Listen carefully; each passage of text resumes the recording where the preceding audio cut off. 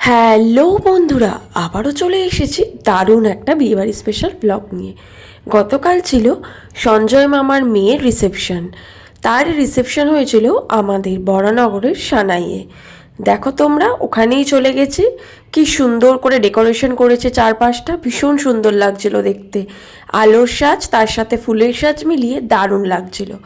আমি আর আমার বর চলে এসেছিলাম এখন ভেতরে। এখানে দেখো স্টার্টার কাউন্টারগুলো ছিল। একদিকে coffee, phuchka, veg pakora, chicken pakora সব কিছু ছিল। এখান থেকে একটুখানি পকোড়া, কফি, ফুচকা এগুলো খেয়ে নিয়ে আমরা সোজা চলে এসেছিলাম দোতলায়। ওখানে একদিকে কিন্তু তত্ত্বগুলো খুব সুন্দর করে সাজানো হয়েছিল। আর তত্ত্বগুলোকে দেখো কি সুন্দর করে গুছিয়ে রেখেছে, মেয়ের বাড়ির তত্ত্ব এগুলো।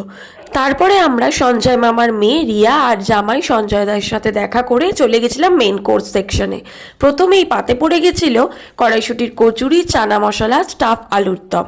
তারপরে salad, sauce, fish butter fry, fried rice, mutton কষা, টমেটো খেজুর আমসত্ব দিয়ে চাটনি, পাঁপড়, নলেন গুড়ের রসগোল্লা যেটা শীতকালে থাকবেই, আর ছিল দারুণ স্বাদের সন্দেশ।